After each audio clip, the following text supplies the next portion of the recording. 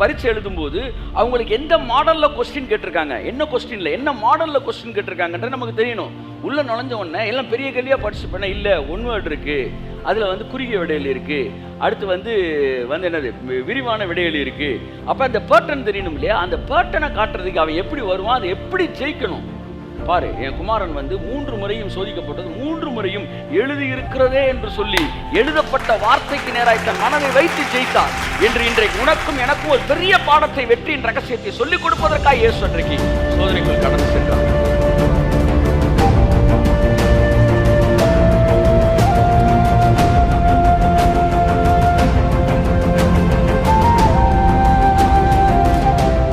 இந்த உலகத்தோட தோல்விகளை உனக்கு காட்டுவான், இந்த உலகத்துல தோத்து போனவனை காட்டுவான். அதை நீ பார்க்கவே கூடாது.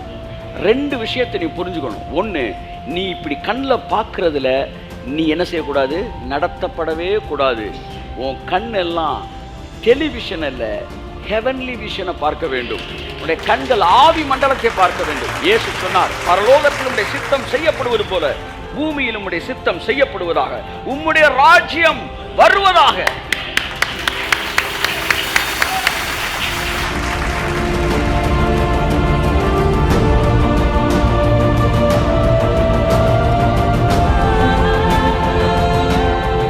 நீங்க பார்க்கறதுல பெரிய டேஞ்சர் இருக்கு.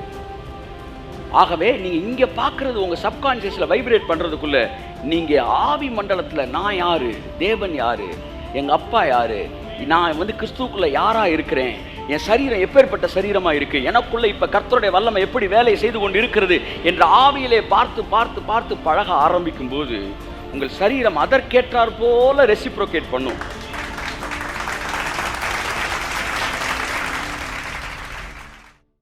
உங்கள் மைண்டு இந்த வேர்ல்டு பேட்டர்னுக்குள்ள ஒட்டக்கூடாது சார். ஒட்டுருச்சுனாலே உங்களை அவன் அசைக்கிறது ரொம்ப ஈஸி. நான் ஒரு சிம்பிளான ஒரு மேட்ரு சொல்கிறேன், அதையே உங்களால் நம்ப முடியுதான்னு பாருங்கள். நீங்கள் ஒரு பரிசுத்தவான், இது எத்தனை பேரால் உங்களால் நம்ப முடியுது? இதையே நம்ப முடியல. இப்போ நீங்கள் பரிசுத்தவான்றதே உங்களுக்கு தெரியலையே, நம்ப முடியலையே. ஆனால் பைபிள் இவ்வளவு தெளிவாக சொல்லுது, உன் பாவத்துக்கான ஒட்டுமொத்த கிரயத்தை நான் கொடுத்துருக்குறேன், உன் பாவத்தை கான்சிக்வன்சஸ்லேருந்து விடுதலை ஆக்கியிருக்கிறேன். இவ்வளவு சொல்லியும் எவ்வளவு ஸ்ட்ராங்காக நீங்கள் பாவின்றதில் நிற்கிறீங்க பார்த்தீங்களா? எவ்வளோ அட்டமெண்ட்டாக இருக்கிறீங்க நீங்கள். இல்லை நான் ஒரு பாவி அப்படின்னு வாயை திறந்து சொல்லலை, ஆனால் ஆள் மனது அழுத்தமாய் சொல்லுகிறது. அதை சொல்கிறதுக்கு 4 பெரிய மனுஷன் வேறு வெளியே இருக்கிறான். அப்போ நீங்கள் யாரைத்தான் பின்பற்றிக்கிட்டு இருக்கீங்க? உங்களுக்கு காலாகாலமாக எதை கேட்டீங்களோ அதை பின்பற்றிக்கிட்டு இருக்கீங்க. உங்களுடைய நடவடிக்கையில் எதை பார்க்குறீங்களோ அதை பின்பற்றிக்கிட்டு இருக்கீங்க. ஆனால் வசனம் எதை சொல்லுதோ அதை நீங்கள் பின்பற்றவில்லை. You are following what you are doing. ஆஹா, எப்படி நீங்கள் உங்கள் கண்ணை வச்சு உங்களுடைய வாழ்க்கையில் நீங்கள் எதை செய்கிறீங்களோ, எதை செய்கிறத நீங்கள் பார்க்குறீங்களோ அதை வச்சு நீங்கள் யாரும் முடிவு பண்ணுறீங்க. திரும்ப திரும்ப பார்க்குறதுல நீங்கள் முடிவு எடுக்கிறீங்க. ஆனால் வேதம் சொல்லுகிற விசுவாசமானது நம்பப்படுகிற உறுதியும் காணப்படாதவைகளின் நிச்சயமாயிருக்கு. So what is faith which I don't see, believe on which I don't see. நான் பார்க்காதது தான் ஃபெய்த். திரும்ப திரும்ப நீ பார்க்கறதுனா பேசிக்கிட்டு இருக்கிற நீ. அப்ப காண்கிறவைகளினால் நீங்கள் பார்த்து கொண்டே இருக்கும்போது கொஞ்சம் கொஞ்சமாக கன்வின்ஸ் ஆகி you are started convincing by the pattern of this world. இந்த உலகத்தோட பேட்டர்னுக்குள்ளே நீங்கள் வந்துடுறீங்க. வந்த உடனே என்ன நடக்குதுன்னா, அந்த உலகத்தோட பேட்டர்ன் உங்கள்கிட்ட ஆளுகை செய்ய ஆரம்பிக்குது. 40 கரெக்டாக சுகர் வருது, 50 கரெக்டாக என்ன வருது, ஃபிகர் காலி ஆகுது, 60 ட்ரிகர் ஆஃப் ஆகுது, 70 ஒவ்வொன்றா ஆஃப் ஆகுது. ஏன்? எது ஆள் மனதில் நாம் நம்பிக்கொண்டு இருக்கிறோமோ அது உள்ளுக்குள்ளேருந்து வேலை செஞ்சுக்கிட்டே இருக்கு. அப்போ ஆள் மனது எது போகுதுன்னா, what you see is more powerful. 1, நீங்கள் இதுலேருந்து டிட்டாச் ஆகணும். 2, அடுத்த ஜென்ரேஷனுக்கு இந்த உலகத்தை இப்படி விட்டு போகக்கூடாது. இந்த உலகத்தை தயவுசெய்து மாற்றிட்டு போங்க. ஆமே. சிலர் போகும்போது வீட்டுக்கு வெளில கூட அடிக்காமல் போவாங்க பாருங்க. அப்படின்னா அடுத்த எக்கேடு கட்டு போட்டோம். அதைத்தான் இன்னைக்கு பெந்தேகோஸ்தே நமக்கு சொல்லி தருது. எஸ்கேப்னு நீ சொல்லி ஒரு 500 வருஷம் 1000 வருஷம் ஆச்சு ரேப்சரை பற்றி பேசி. அடுத்த வருஷமே நீங்கள் காலியாகி ரேப்சர் ஆகி போயிருந்தால் பரவாயில்ல. எஸ்கேப்னு சொல்லி 500 வருஷமாக உலகத்தை விட்டுட்டு போயிருக்கீங்க. 500 வருஷம் இந்த உலகம் இருக்க போதுன்னு உனக்கு தெரிஞ்சிருந்தா இந்த உலகத்தை அழகாக்கிட்டு போயிருக்கலாமடா. எது நாளைக்கு வரப்போறாரு, நாளை கழிச்சு வரப்போறாரு அப்படின்னு சொல்லிட்டு இந்த உலகத்துக்கு வெளில கூட அடிக்காம விட்டுட்டு போயிட்டார். வரமாட்டாரு. அவர் வந்தாருன்னா ஒரே ஒரு காரணத்துக்கு வருவார், இந்த பூமியில் தன்னுடைய ராஜ்யத்தை நிறுவுவதற்காக, அல்லது நிறுவப்பட்ட ராஜ்யத்தை ஓப்பன் பண்றதுக்கு தான் அவர் வருவார். ஆமென். ஏனென்றால் நீதிமான்கள் பூமியை சுதந்திரிப்பார்கள், சாந்த குணமுள்ளவர்கள் பூமியை சுதந்திரிப்பார்கள், துன்மார்க்கர் பூமியில் இராதபடி அறுப்புண்டு போவார்கள். ஸோ நான் என்ன சொல்ல வரேன்னா, இந்த உலகத்தில் இந்த பேட்டனை விடாதீங்க. போன ஜென்ரேஷன் எல்லாம் இந்த உலகத்தில் விட்டுட்டு போனனால நமக்கு அதை காட்டி காட்டி பயமுறுத்திக்கிட்டே இருக்கான் பிசாஸ். போனா ஒரு ஹாஸ்பிட்டல் எல்லாம் காலி பண்ணிட்டு, வியாதியை காலி பண்ணிட்டு போயிருக்கலாம்ல, இல்லை வறுமையை காலி பண்ணிட்டு போயிருக்கலாம்ல. ஏதோ தேவ கிருபை, போன ஜென்ரேஷனுக்காரன் எந்திரிச்சு வந்து அப்படி வறுமையை ஃபுல்லாக இப்போ காலி பண்ணிட்டு இருக்கான். இன்னும் கொஞ்சம் காலம்தான். அதுக்கப்புறம் தேவ பிள்ளைகளில் நீங்கள் வறுமையானவனை தேடியே பார்த்தாலும் கிடைக்க மாட்டாங்க. ஆமாம், அப்பா வறுமை என்றால் என்ன அப்பா அப்படின்ற மாதிரி இருக்கும்.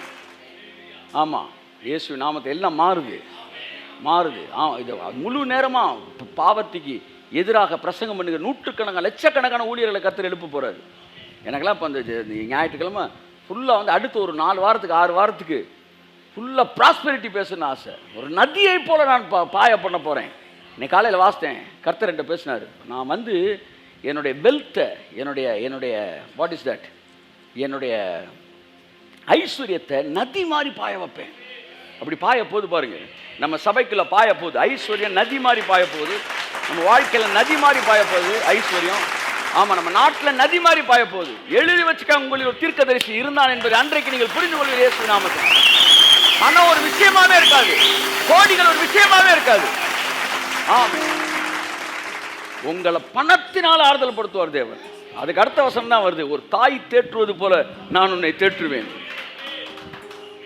என் துக்கம் எல்லாம் மறக்க பண்ணினார். எது 2 குழந்தை பிறந்ததா? குழந்தை பிறந்து குடிசை வீட்டில் இருந்தால் அந்த வார்த்தை எப்ராஹிம் மனாசேன் பேர் வச்சிருக்க மாட்டான்.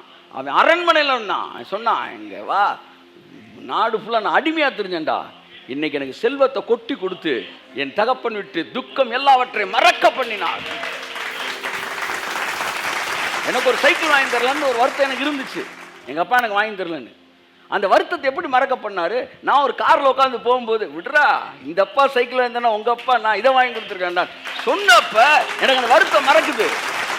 என் அன்புக்குரியவர்களே, ஆகவே உங்களை இன்னும் கொஞ்ச நாளில் உங்களை கன்சோல் பண்ண போகிறாரு. நான் ஒரு ப்ராஃபஸியாக சொல்கிறேன் இந்த வார்த்தையை. இவ்வளோ நேரம் ப்ரொஃபட்டிக் டீச் பண்ணி இப்போ டைரக்ட் ப்ராஃபஸி சொல்கிறேன். கொஞ்ச நாளில் உங்கள் துக்கத்தை எல்லாம் மறக்க வைக்க போகிறாரு. எப்படி தெரியுமா? ஐஸ்வர்யத்தை நதியை போல உங்கள் வாழ்க்கையில் ஊற்ற பண்ணி, உங்கள் வாழ்க்கையில் இருக்கிற உங்களை எல்லா கவலையும் மறக்க வைப்பதற்கு கர்த்தர் உங்களை, என்னையும் தாய் தேற்றுவது போல தேற்ற போறார். நீங்கள் எருசலேமிலே தேற்றப்படுவீர்கள். This is what our future, this is what our life, the sons of light. இயேசு சொல்றார், வெளிச்சத்தின் புத்திரர்கள். இருளில் நடக்கிறவன் தான் எதில் இடறுகிறேன் என்று அறியான், ஆனால் வெளிச்சத்தின் புத்திரர்கள் இது எங்க நடக்கிறோம் எங்க போறோம்னு அவனுக்கு தெளிவா தெரியும். என் அன்புக்குரியவர்களே, நீங்க பார்க்கறதுல பெரிய டேஞ்சர் இருக்கு. ஆகவே நீங்க இங்க பார்க்கறது உங்க சப்கான்சியஸ்ல வைப்ரேட் பண்றதுக்குள்ள நீங்க ஆவி மண்டலத்துல நான் யாரு, தேவன் யாரு, எங்க அப்பா யாரு, நான் வந்து கிறிஸ்துவுக்குள்ள யாரா இருக்கிறேன், என் சரீரம் எப்பேற்பட்ட சரீரமா இருக்கு, எனக்குள்ள இப்ப கர்த்தருடைய வல்லமை எப்படி வேலை செய்து கொண்டு இருக்கிறது என்ற ஆவியிலே பார்த்து பார்த்து பார்த்து பழக ஆரம்பிக்கும் போது உங்கள் சரீரம் அதற்கேற்றார் போல ரெசிப்ரோகேட் பண்ணும். நான் ஒன்று சொல்லவா, மற்றவனை பற்றி பேசும்போது மட்டும் மாம்சத்தை காதை யூஸ் பண்ணிட்டு எனக்கு மட்டும் ஆவிக்குரிய காதை யூஸ் பண்ணணும்னு நினைக்கும்போது அங்கே தான் திணற. நீ மற்றவனை பற்றியும் கேட்காத மாம்சத்துக்கு காரியத்தை, மற்றவனை பற்றியும் பார்க்காத. இந்த முடிவுக்கு வரும்போது ஈஸியாக உன்னை பற்றி பார்க்கும்போதும் நீ ஆவியிலே பார்த்துருவ. நீ விவரமாக உன்னை மட்டும் ஆவியில் பார்த்துட்டு அடுத்தவனை மாம்சத்தை பார்க்க நினைக்கிற பற்றி, அதுதான் சில தோசைக்கல்ல சப்பாத்தி சுட்டா என்ன வராது, தோசை வராது. தோசையை சுட்டுட்டா சப்பாத்தி வராது. அந்தளவுக்கு ஒரு அனுபவம் வாங்கிக்கிறீங்களா? இல்லை, கேள்விப்பட்ட சொல்கிறேன். நம்ம சப்பாத்தி சுட்டதில்லை, தோசையை சுட்டதில்லை, ஏதோ சொல்கிறாங்க.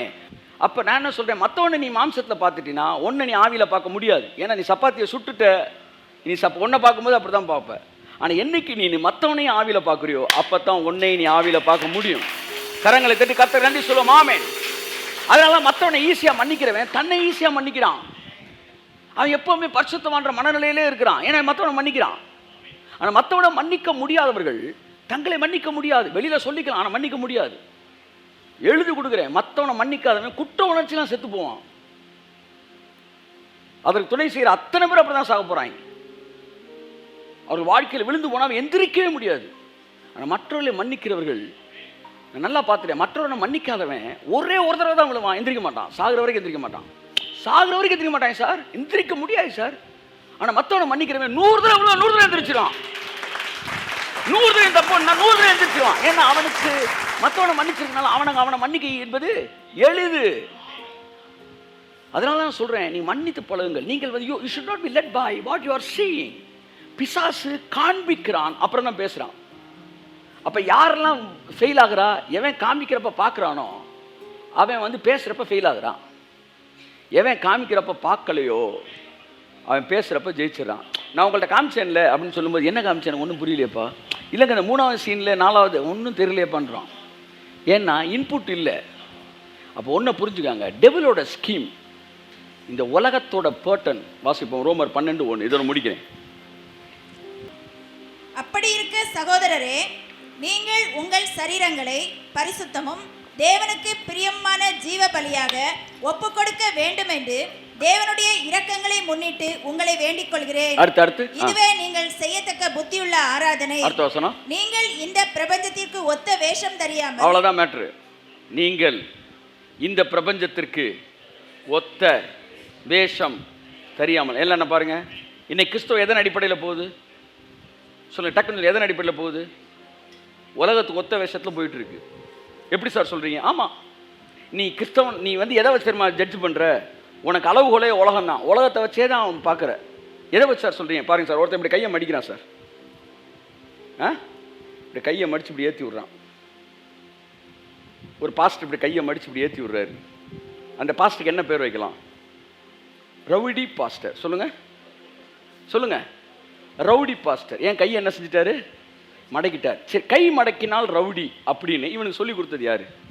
முத ஒரு ரவுடியை பார்த்தான், கையை தட்டு, முத கையை மடக்கணும் ரவுடி. ஏண்டா அவன் வந்து கையை மடக்கின ரவுடியா இருந்தா கையை மடக்கிற 50 பேர் ரவுடியாடா? இல்ல பைபிள்ல எந்த அதிகாரத்துலடா கை மடக்கின ரவுடின்னு போட்டிருக்கு? அப்ப நீ எதுக்கு ஒத்த வேஷம் தரிக்கிற? இந்த உலகத்துக்கு ஒத்த வேஷத்தை நீ பார்க்கிற. சார் விசில் அடிச்சா தப்பு சார். ஏன் தப்பு? நீ பைபிள், நீ எனக்கு பதில் சொல்லு. ஏன்னா சினிமாவில் விசில் அடிக்கிறான் சார். அப்ப இவன் வந்து பைபிள்ல ஒரு தப்பு இருக்கு, அதனால நீ தப்பு. பைபிள் சொல்லுது தப்புன்னு சொல்லல பாருங்க. அட பாவி மக்களா, நீ பைபிள் தப்புன்னு சொல்லுது அதனால தப்புன்னு சொன்னா நான் வாங்கிக்கிறேன். ஆனா நீ எதை வச்சு அளவுகோல் பண்ற? உலகத்தை வச்சு. உலகத்துல விசில் அடிக்கிறாங்க, அதனால நீங்க அடிக்க கூடாது. அப்ப நீ யாரதோட தான் கம்பேர் பண்ணிக்கிட்டே இருக்கிற? உலகத்துக்கு ஒத்த வேஷம் தரிக்கிற. அப்ப விசில அடிச்சவன் அவன்றனால விசில் அவனுக்கு சொந்தமாயிருச்சு. கையை மடிச்சு விட்டவன் அவன்றனால கை மடிக்கிறது அவனுக்கு சொந்தமாயி போச்சு. அப்ப நான் கேட்கிறேன், கை தட்டுற? சினிமாவில் கை தட்டுறாங்க, நீ கை தட்டுற? அப்ப இந்த உலகத்துல எதையெல்லாம் பிசாசின் மக்கள் பயன்படுத்துறாங்களோ அதெல்லாம் அவங்களுக்கு சொந்தம். அதே மாதிரி நீ செஞ்சினா நீ வந்து கிறிஸ்தவன் அல்ல. ஏன்? உலகத்தின் பார்வையிலே நாங்கள் சிலரை ரவுடின்னு வச்சிருக்கிறோம். இப்ப கிறிஸ்தவமே ஒரு கன்ஃபியூஷன்ல இருக்கு. அவனோட அளவுகோலே இந்த உலகத்துக்கு ஒத்த வேஷமா இருக்கு. ஸோ உலகத்தை வச்சு வச்சு வச்சு இது என்ன செய்யறான்? கணக்கு பண்றான். புகை போடக்கூடாதுன்னு புரியல. சரி, பரலோகத்தில் புகை இருக்குது, வேணான்னு வந்துவியா நீ? கலர் லைட்டா இருக்கு. ஒருத்தர் சொன்னா வெள்ளை தான் அவருக்கு பிடிக்கும். வெள்ளை பிடிக்கும்ன்ற பரவாயில்ல, கருப்பு பிடிக்காது. என்ன கருப்பு பிடிக்காதுன்ற? நான் ஏற்கனவே தெளிவாக சொல்லிட்டேன். அவர் கருப்பு பிடிக்கான்னு பேசிக்கிட்டு கையில் வச்சிருந்த மைக்கே கருப்பு கலரில் இருக்கு. அங்கே 4 அகுஜா ஸ்பீக்கர் வச்சு ஸ்பீக்கர் எல்லாம் கருப்பு கலரில் இருக்கு, எல்லாம் கருப்பில் இருக்கு. கடைசியில் பார்த்தா பைபிள் எடுத்து பேசியிருக்காரு, அட்டையும் கருப்பாக இருக்கு. ஆனால் அந்த பாஸ்டர் பேசிட்டு இருக்கார், நாம் கருப்பை, நாம் வெண்மையானவர்கள், உள்ள இருக்க பிரிண்ட் மேட்டரும் கருப்பில் இருக்கு. அப்போ உங்களுக்கெல்லாம் பைபிள் எப்படி அச்சு எடுத்தனா? வெள்ளை பேப்பரில் வெள்ளை இங்கிலே அடிச்சு தரணும், நீங்களாம் தூய்மையானவர்கள். கலரு கருத்தரு பிடிக்காது. இவன் பாருங்க எல்லாம் உலகத்துக்கு ஒத்த வேஷம். அப்ப நீ வெள்ளை தான் தேவனுக்கு வெண்மையும் வெள்ளையும் குழப்பிட்டான் சார் அவன். உன் வஸ்திரம் வெண்மையாக இருப்பதாக. வெண்மைன்னா என்ன அர்த்தம்? வெண்மைனா பளிச்சுன்னு இருக்குது. வெண்மைனா வெள்ளை கிடையாது, பிரைட்டாக இருக்கிறது தான் பேர். அவன் வெள்ளையாக இருப்பதாக அப்படி எடுத்துக்காது. வெள்ளை போடுங்க. ஆனால் ஏசுநாதர் ஏன் இந்த பூவெல்லாம் கலர் கலராக படைச்சார்ன்றதுக்கு மட்டும் எனக்கு என்னென்னு யோசித்து நாளை காலையில் சொல்லுங்கள். பல கலரில் பூவை படைக்கிறார். அப்போ அந்த மனுஷன் எப்படி கலரில் இன்ட்ரெஸ்டடாக இருக்கார் பாருங்க. கை தட்டுங்க ஒருத்தர் காமே. எல்லா பூவும் ஒயிட் அண்ட் பிளாக்காகவே படைச்சிருக்கணும். சூப்பராக. உன்னை விட்டுருந்தா அப்படி தாண்டா படைச்சிருப்படி. ஆனால் ஓம் பேச்செல்லாம் கேட்காம அவர் கலர் கலராக படைச்சார். பூவவே கலர் கலராக படைச்சார்னா உங்கள் ட்ரெஸ் எல்லாம் கலர் கலராக இருக்குன்னு விரும்புகிறாரு. ஆனால் கிறிஸ்தவம், மதவாதிகளின் கிறிஸ்தவம் உலகத்துக்கு ஒத்த வேஷம் தரிக்கிறது. இன்னைக்கு அவனுக்கு டான்ஸ் பண்ணக்கூடாது ஒரு அதிகாரி சொல்றாரு. அவர் சொல்றாரு, அவன் டான்ஸ் பண்றவங்க இல்லைங்க. ஏப்பா, அவரோட பெரிய அதிகாரி ஒருத்தர் இருக்கார். அவர் சொன்ன அவர் சொல்லிட்டு அடிக்கணும். அவர் கேட்குறாரு, அவர் என்னமா பிரசங்கம் பண்ணிட்டு இருக்கிறாரு. அவங்க கீழே இருக்க ஒரு இன்னொரு மேடம் ஃபாலோ பண்ணுறாங்க. அப்போ அவங்க சொல்லியிருக்காங்க, நேற்று மெசேஜ் கேட்டீங்கன்னா நீ ஃபாலோ பண்ணுறியாமா, நானும் அதை ஃபாலோ பண்ணுறேம்மான் இருக்கார். ஒரு பெரிய தமிழ்நாட்டு பெரிய அதிகாரி. அப்போ நான் இடையில சாதாரண பேசும்போது, இப்போ இல்லை ஒரு 2 வருஷத்துக்கு முன்னாடி 3 வருஷத்துக்கு முன்னாடி இந்த காவல்துறையில் நம்ம அவங்க பெரிய இவங்கன்னு தான் பேர் மதுரை பாஷையில். அப்போ அந்த அம்மா சொல்கிறாங்க எங்கள் டிபார்ட்மெண்ட்டை கொஞ்சம் மரியாதையோட. உடனே அதை யோசித்தேன். தட்ஸ் ரைட், நம்ம கரெக்டாக பேசணும். ஏன்னா எவ்வளோ ஃபாலோயர்ஸ் பெரிய ஆட்கள் இருக்குன்னு மாற்றிட்டேன். அதுக்கப்புறம் மாறிடுச்சு. மதுரை ஸ்லாங்லேருந்து கொஞ்சம் அந்த இடத்துல மாறிட்டேன். இதை போய் அவங்க சொல்லியிருக்கிறாங்க. நான் நேற்று அவர்கிட்ட சொன்னேன்னா, அவர் உயர் அதிகாரி திட்டிருக்காரு. எப்படி நீ அவ்வளோ பெரிய ஊழியக்கார அப்பெல்லாம் சொல்லக்கூடாதுமா, தட்ஸ் ராங். உடனே போய் மன்னிப்பு கேளு. தமிழ்நாட்டு மிகப்பெரிய அதிகாரியில் இருக்குது. உடனே என்கிட்ட சாரிங்க நான் தெரியாமல் பேசுகிறேன். இவங்களும் பெரிய அதிகாரி. நான் சொன்னேன், ஐயோ நீங்கள் சொன்னது correct. I have to change myself. நான் மனதளவில் அப்படி பேசலை, பட் இருந்தாலும் ஐ ஹவ் டு சேஞ்ச். இன்னும் நிறையா நான் ஃப்ரேம் பண்ண வேண்டியிருக்கு, ஒத்துக்கிறேன். ரைட். அப்போ ஒரு பக்கம் பார்த்தீங்கன்னா ஒரு அதிகாரி பெரிய ஒரு அதிகாரி நான் இங்கே டான்ஸ் பண்ணிட்டு இருக்கான்னு பேச. இன்னொரு அதிகாரி அவரோட பெரிய அதிகாரி சொல்கிறாரு, see they are following the spirit of God. ஏதோ பக்கத்து அந்த பாஸ்டர் சொன்னார், இந்த பாஸ்டர் சொன்னார்ன்னு மற்றவங்க சொல்கிறத ஃபாலோ பண்ணுற கூட்டம் அல்ல. நீங்கள் ஒருவரை கணிக்கும் போது உலகத்துக்கு ஒத்த வேஷத்தை கணிக்காதிருங்கள். வேத வசனத்தின்படி ஆவியின் வழிநடத்தலின்படி கணியுங்கள். ஸோ கணிப்பது, நம்புவது, இது எல்லாமே உலகத்தை பார்த்து இந்த பேட்டனை நீங்கள் உள்வாங்கவே கூடாது. உள்வாங்கக்கூடாது. You should not convinced, should not be convinced by the pattern of this world. இந்த உலகத்துக்கு ஒரு பேட்டர்ன் இருக்குல்லங்க. 80-60 வயசு வந்தால் செத்து போயிடும்னு சொல்கிறாங்களே. இந்தியாவின் சராசரி மனிதனோட ஆயுட்காலம் எவ்வளோ தெரியுமா? சொல்லு. இந்தியனுடைய ஆயுட்காலம் எவ்வளோங்க? இந்தியனுடைய சராசரி ஆயுட்காலம் 40 வருஷம். 40க்கு மேலே இருக்கலாம். எந்திரிங்க, பெஞ்சமில்ல இருங்க. அப்படி நிற்க வச்சு சுட்டுருணும். ஏன்னா உங்கள் காலத்தை கடந்து வாழ்ந்துக்கிட்டு இருக்கீங்க. அப்போ இந்த பேட்டர்ன் என்ன சொல்லுது? 40 வயசு, 40 வருஷம், 40 தாண்டிட்டா நீ சாவதற்கு தகுதியானவன். நாங்கள் சொல்கிறோம் 80க்கு மேலே தான் எங்கள் வாழ்க்கையை ஆரம்பிக்குதுன்றோம், எங்கள் ஊழியமே ஆரம்பிக்கின்றோம். நாங்கள் இந்த உலகத்துக்கு ஒத்த வேஷம் தரிப்பது இல்லை இல்லை. ஆனால் பிசாசு இந்த உலகத்தை காட்டுறான். பார், உன் ஃப்ரெண்டு தானே, இங்கே பார், அவனுக்கு சுகர் 420. உடனே கேட்குறான், உங்களுக்கு சுகர் இருக்கான்னு கேட்க மாட்டேன், உங்களுக்கு எவ்வளவுன்றா. என்ன எவ்வளவுன்றப்பா? என்ன எவ்வளவுன்ற? பேங்க்கில் எவ்வளவுன்னு கேட்குறியா? இல்லை சுகர் அளவு எவ்வளோ சார்? உனக்கு இருக்குன்னு யார் சொல்லி? காலையில் நடக்க வந்திருக்கீங்க. அடப்பா, நீ அதுக்கு தான் நடக்க வந்திருக்கியா? நான் அதுக்கு நடக்க வரல, பட் பாடியை ஸ்லிம் ஆக்கிறதுக்கு.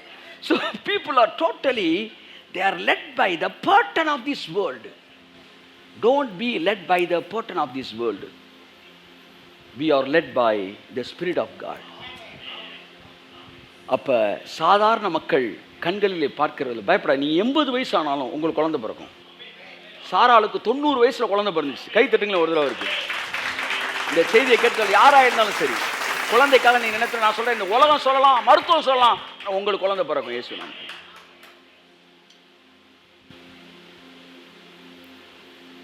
கொஞ்ச நாள் கழிச்சு இந்த மாதிரி சாட்சிகள் உலகத்தில் பெருகிருச்சுன்னா நம்ம மக்களுக்கு விசுவாசிப்பது எளிதாக இருக்கும்.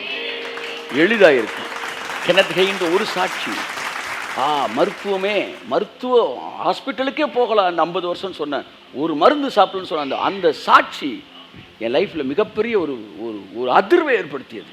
அதான் இயேசு சொன்னார், நீங்கள் இந்த உலகத்திலே எனக்கு சாட்சிகளாக இருங்கள்னார். நீங்கள் சாட்சி ஆயிட்டீங்கன்னா பிசாசு உன்னை காட்டும்போது பரிசுத்தவினர் உங்களை காட்டுவார். காட்டி தம் பிள்ளைகள் இங்கே இவனை பாரு, இதோ கர்த்தருக்கு பயப்படுகிற மனுஷன் இவ்விதமாய் ஆசீர்வதிக்கப்படுவான். கண்ணை திறந்து பார், இதோ பார், ஜஸ்டின பார், அவன் வாழ்க்கையை பாரு, வயசை பாரு, ஆரோக்கியத்தை பாரு, ஐஸ்வர்யத்தை பார்.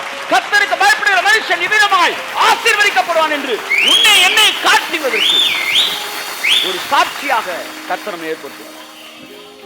இந்த உலகம் பாசிட்டிவான சாட்சிகளால் நிரப்பப்படட்டும். இந்த உலகத்தை இப்படி விட்டுட்டு போகாதீங்க, மாத்துங்க. நீங்க பேச பேச பேச இந்த உலகம் மாறும், சூழ்நிலை மாறும், எல்லாம் மாறும். அடுத்த ஜெனரேஷனுக்கு பிசாசு காமிச்சு பேசுறதுக்கு ஒண்ணுமே இருக்காது. கையை தட்டி கர்த்தர் நன்றி சொல்லுவோம். ஆமென், ஆமென், ஆமென், ஆமென், ஆமென். So the deception of this world, this deception of devil is convincing your mind to the level of this pattern, to the level of the pattern of this world. இந்த உலகத்தோட பேட்டனுக்கு உங்க மனசை மாற்ற பார்ப்பான். கேட்கவே கேட்காதீங்க. உங்கள் கண்ணாடியை பார்த்து சொல்லுங்கள், உனக்கு 28 வயது தான் ஆகிறது. சொல்லுங்க, உனக்கு 28 வயது தான் ஆகிறது. கையை தட்டுங்க. நீ இந்த உலகத்துக்கு வந்து 30 வருடம் ஆகிவிட்டது, ஆனால் உனக்கு 28 வயது ஆகிறது. இது எப்படி இருக்கு? ஆமென். ஒன்றும் இல்லைங்க. இப்போ உங்களுக்கு 60 வயசுங்க. இப்போ என்ன 60 வயசுன்னு வச்சுக்கோங்க. எனக்கு இப்போ 60 வயசு. இப்போ நான் வந்து இப்போ நிற்கிறேன். ஐ எம் 60 years old அப்படின்னு சொன்ன உடனே பாதி பேர் ரசிக்கப்பட்டுருவாங்க. கை தட்டுங்க. அவ்வளோதான். அதுதான் பிரசங்கமே அதுதான். ரிச்சர்ட் உம்ரான் ஸ்டேஜுக்கு வந்தோடனே சட்டையை கழட்டி இப்படி காட்டு வரான். முதுகில் 13-16 இடங்களில் கறி அறுத்திருப்பான் ருமேனிய சிறைச்சாலையிலே, ரஷ்யாவில். அதில் தாண்டி வந்து இந்த உலகத்துக்கு போய் நான் பிரசங்கம் பண்ணணும்னு ஜெயிச்சு வெளியே வர்றாரு. இந்தியாவுக்கு வந்தோடனே சட்டையை கழட்டி முதுகை தான் காமிச்சாரான். முதுகை பார்த்தோன்னு ரசிக்கப்பட்டாங்க.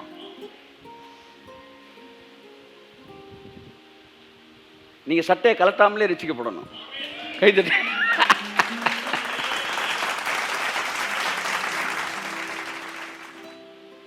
நம்ம நிறைய சாதிக்க வேண்டியிருக்கு, இல்லைன்னு நான் சொல்லலை. ஆனால் இன்னைக்கும் புறஜாதிகள் என் கூட டீல் பண்ண தொடங்கும் போது இந்த வயசுன்ற ஏரியாவுக்கு வந்து 10 நிமிஷம் ஃப்ரீஸ் ஆயிடுறாங்க. இல்லை நம்ம வந்து போயிட்டு வளர்ந்துக்கிட்டு தான் இருக்கோம். நம்ம ரொம்ப சின்ன லெவலில் தான் இருக்கிறோம், வளர்றோம், அதெல்லாம் ஒத்துக்கிறேன். பட் இதுவே இவ்வளோ தாக்கத்தை ஏற்படுத்துது. ஒரு பேங்க் மேனேஜராக இருக்கட்டும், யாராக இருக்கட்டும், லோன் எல்லாம் மறந்துடுறாங்க. கொண்டா சார் லோன் அது அப்புறம் பேசுவோம் சார், உங்கள் வயசு திரும்ப சொல்லுங்கள் சார், நான் எழுதணும் சார், ஃபில்அப் பண்ணு சார், 40 எழுதுங்க சார் விளையாடாங்க சார். யூ சி அப்படின்னு என்ன சொல்ல வரீங்க? புறஜாதிகளை நீங்கள் சீக்கிரமாய் மனம் திரும்புதலுக்குள்ளே கொண்டு வரலாம். நீங்கள் இப்படியே இருந்தீங்கன்னா, இன்னும் இளமையாக நீங்கள் மாறினீங்க, இன்னும் ஆரோக்கியமாக இருந்தீங்கன்னா, இன்னும் வந்து நீங்கள் வியாதி இல்லாமல் நீங்கள் இருந்தீங்கன்னா, அதை விட பெரிய சுவிசேஷம் இந்த உலகத்திற்கு எதுவுமே இல்லை. No gospel is better than being a witness. நீங்கள் சாட்சியாக இருக்கிறத விட இந்த உலகத்தில் மிகப்பெரிய சுவிசேஷம் எதுவுமே கிடையாது. ஒரே ஒரு விஷயம் ஆண்டவர், நான் சாட்சியாக இருக்கணும். அதுக்கு என்ன செய்யணும்? இந்த உலகத்துக்கு ஒத்த வேஷம் தரிக்காதீங்க. உலகத்தை பேட்டனை பார்த்து நீ கெட்டவன் சொல்லாத. உலகத்தில் இப்படி இருக்கிறான்றக்காண்டி நீ உன்னை நல்லவன் சொல்லாத. அதை வச்சு உன்னை கணக்கிடாத. வேத வசனத்தின்படி ஆவியின் வழிநடத்தல்படி உன்னை நீ கணக்கிட பழகுவாயானால். ஆமென். நீ சொன்ன பார்த்தீங்களா, உலகம் எவ்வளோ மோசமாக, சபை எப்படி மோசமாக இருக்கு பாருங்க. கையை மடக்கிறது எதை வச்சு கணக்கு பண்ணுறான் பாருங்க, விசில் அடிக்கிறது எதை வச்சு கணக்கு பண்ணுறாங்க பாருங்க. இது எல்லாம் இவங்க சினிமா தேட்டரில் உட்காந்துருந்தப்ப இது துன்மார்க்கத்தை பார்த்தது, அது உங்கள் மனசில் பதிஞ்சிருந்தனால அவன் செஞ்சனால இவனும் செய்யக்கூடாது. அப்படிதான் வரான். பைபிள் சொல்லுது அப்படின்னு யாரும் பேச கிடையாது. ஸோ நீங்கள் உங்கள் பிதாக்களை பொழிகிறாதீங்க, நாம் அந்த பிதாக்களை பொழிகிறாதீங்க. அது மட்டுமல்ல, வெறும் இந்த திருச்சபை விஷயம் சம்பந்தப்பட்டது மட்டுமல்ல, ஆரோக்கியம், ஐஸ்வர்யம், நீடிய வாழ்வு, சமாதானம், சந்தோஷம், குடும்பம், இவைகள் எல்லாவற்றிலும் இந்த உலகத்துக்கு ஒத்த வேஷம் நீங்கள் தெரியாதிருங்கள். ஆமென். குழந்தை பிறப்பு, திருமணம், இது எல்லாவற்றிலும் இந்த உலகம் ஒரு கணக்கு சொல்லுதுல, அந்த கணக்கை நீங்கள் ஃபாலோ பண்ணாதிருங்க. நீங்கள் ஆவியானவரை ஃபாலோ பண்ணுங்க. அவர் அதினதின் காலத்தில் நேர்த்தியாய் செய்வார். ஆமென். ஆமாம். ஓகே, இந்த நாள் உங்களுக்கு நலமாக இருந்திருக்கும். நீங்கள் எப்போ பதறீங்க? உலகத்துக்கு ஒரு வயசு வச்சுருக்கான், அந்த வயசை நீங்கள் கணக்கு பண்ணுறீங்க பார்த்தீங்களா, அப்போ தான் பதறீங்க. ஐயோ 35 வயசில் குழந்தை பிறக்கலையே, 40 வயசில் பதறீங்க. ஆனால் ஆவியின் மண்டலத்தில் 90 வயசில் ரொம்ப குழந்தை பிறத்துக்கு. இந்த மண்டலத்தில் போகிறேன் பதறவே மாட்டேன்றான். அவன் க்ளீனாக வந்து எல்லா காரியங்களும் நடக்குது. கர்த்தர் நல்லவர். So don't gaze your eyes or fix your eyes on the pattern of this world. Connect yourself with the pattern of the heaven. So ஆவி மண்டலத்தில் இணைந்திருங்கள். இந்த உலகத்தோடு உங்கள் கண்ணை வைக்காதீங்க. பிசாசு உங்களை காலி பண்ணுறதுக்கு கூட்டு போய் காண்பிப்பான். மார்ச்சுவரியை காமிப்பான், பெட்டை காமிப்பான், ஐசியூவை காமிப்பான். உனக்கு இப்படி நடக்கும். அந்த ஊழியக்காரன் செத்தான், இந்த ஊழியக்காரன் நினச்சி அவனுக்கு நினச்சி உனக்கு நடக்கும். நீங்கள் சொல்லுங்கள், அங்கே நடக்கும், இங்கே நடக்கும், அங்கே நடக்கும். ஆனால் எனக்கு நடக்காது. ஆமென். பக்கத்தில் 1000 பேர், வலது பக்கத்தில் 10000 பேர் விழுந்தாலும் அது என்னை அணுகாது. நாங்கள் இந்த உலகத்துக்கு ஒத்த வேஷம் தரிப்பது இல்லை.